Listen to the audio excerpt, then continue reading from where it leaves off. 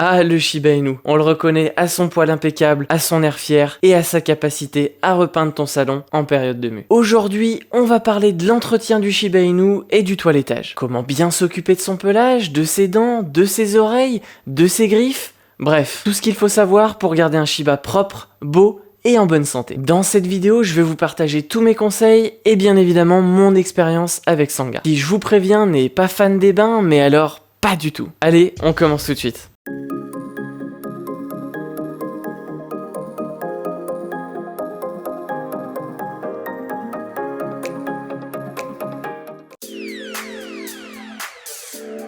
Le pelage du Shiba Inu, c'est un peu sa signature. Il a une double couche, un poil de couverture plus dur à l'extérieur et un sous-poil tout doux en dessous. C'est ce qui va le protéger des températures extrêmes, du froid comme du chaud. Beaucoup disent que le poil du Shiba est auto-nettoyant. C'est faux. Si ton Shiba revient de balade plein de boue, il sentira le chien mouillé, mais pas la fleur de cerisier. Pour entretenir son pelage, un brossage régulier est indispensable. 2 à 3 fois par semaine en temps normal et 1 fois tous les jours si possible en période de mue. Pour ça, utilise une carte pour l'entretien classique. Elle va bien démêler ses poils sans les tirer et utilise une étrille pendant la période de mue pour retirer le poil mort. Pense à toujours brosser dans le sens du poil, en douceur, pour ne pas l'effrayer. Et bien évidemment, récompense-le ensuite, après le brossage, même par une simple caresse, ça rend le moment plus agréable. Avec Sangha, c'est devenu une vraie routine. Il sait qu'après la séance de brossage, il a le droit à sa petite friandise et à un moment câlin. Et donc du coup, il va se laisser faire plus tranquillement.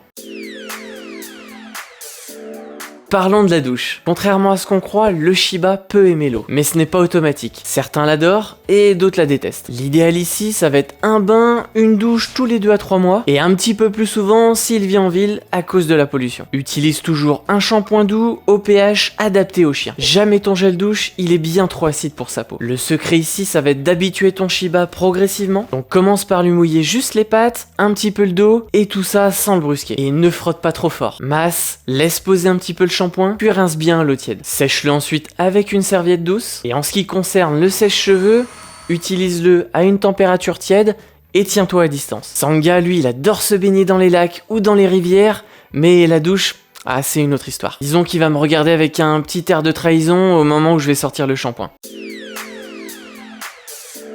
Les yeux du Shiba ne demandent pas un entretien constant, mais une vérification hebdomadaire. C'est important. Regarde s'il y a des petites croûtes ou des traces au coin de l'œil. Si c'est le cas, nettoie avec une lingette douce ou alors avec un coton imbibé de sérum physiologique. Surtout, évite les produits parfumés. En le faisant régulièrement, tu peux prévenir les irritations et repérer un éventuel souci. Avec Sangha, j'en profite toujours pour regarder s'il a pas un petit brin d'herbe coincé dans l'œil ou alors un petit peu de poussière, et ça surtout après les balades.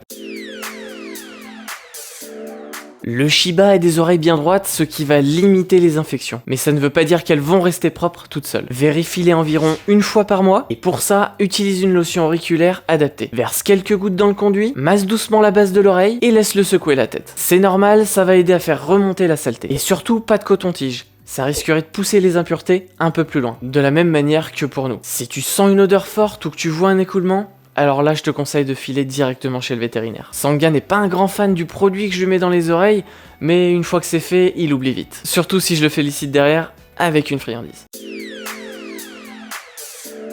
Les dents, c'est comme pour nous. Sans entretien, alors c'est le tartre assuré. Brosse-lui les dents 2 à 3 fois par semaine si possible, avec une brosse à dents douce ou un doigtier. Pas besoin de dentifrice si ton chien n'aime pas ça, mais si tu veux en mettre un, choisis un produit vétérinaire spécialement conçu pour les chiens. Et si ton Shiba refuse tout ça, tu peux aussi utiliser des lamelles à mâcher ou des jouets dentaires pour limiter le tartre. Et surtout, habitue-le dès tout petit à se laisser toucher la gueule. C'est souvent un point qui bloque les maîtres, ils attendent en général un petit peu trop longtemps. Avec Sangha, j'ai commencé très tôt, et aujourd'hui, il se laisse faire. Bon, pas toujours avec le sourire, mais il finit par comprendre que c'est pour son bien, et en plus de ça, il a encore une fois la récompense finale, la petite friandise. Les griffes, c'est un détail qu'on oublie souvent, mais c'est super important. Elles doivent être coupées environ 1 fois par mois, sauf si ton Shiba marche souvent sur des surfaces dures. Dans ce cas, elles vont s'user plus naturellement. Si tu entends un clic-clic lorsqu'il marche sur le carrelage, alors il est temps d'agir. Coupe juste la pointe sans toucher la partie rosée à l'intérieur, sinon ça saigne. Et si tu n'es pas sûr, demande une démonstration, soit à ton vétérinaire, soit à un toiletteur. Sangha, lui, déteste le coupe-griffe, il a vécu une mauvaise expérience, donc je le fais en plusieurs fois, calmement, et je récompense après chaque patte.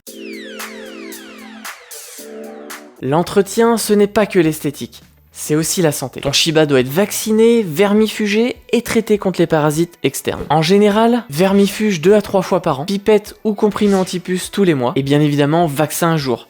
La rage, l'histospirose, maladie de Carré, etc. Et si tu ne comptes pas faire reproduire ton Shiba, alors la stérilisation est recommandée. Elle va limiter les comportements liés aux hormones et elle va prévenir de certaines maladies. Sangha, lui, a été castré à ses 8 mois, ça n'a pas totalement changé son caractère, mais ça l'a rendu quand même un petit peu plus calme avec les autres mâles.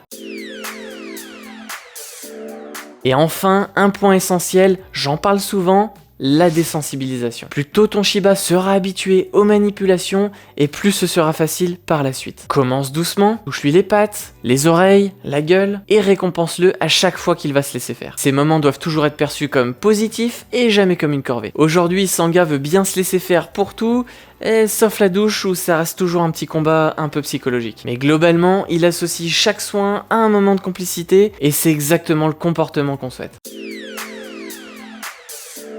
Voilà, tu sais maintenant tout ce qu'il faut pour entretenir ton Shiba correctement. Le toilettage, ce n'est pas juste une question d'esthétique, c'est un vrai moment de lien entre toi et ton Shiba. Et surtout, n'oublie pas, plus tu vas l'habituer tôt, et plus ce sera facile. Et vous, dites-moi en commentaire, est-ce que votre Shiba, il aime bien le bain, la douche, ou il va fuir dès qu'il voit la serviette? Et bien évidemment, si tu veux aller plus loin, je t'invite à aller voir mes autres vidéos sur le guide du Shiba Inu, notamment celle sur la préparation à l'arrivée du chiot, et également celle sur l'éducation. Et enfin, si la vidéo t'a aidé et t'a plu, pense à lâcher un pouce bleu, à t'abonner, ça aide beaucoup la chaîne, et ça me motive à continuer à partager toutes mes expériences avec Sangha. En attendant, prenez soin de vous et caresse à vos Shiba.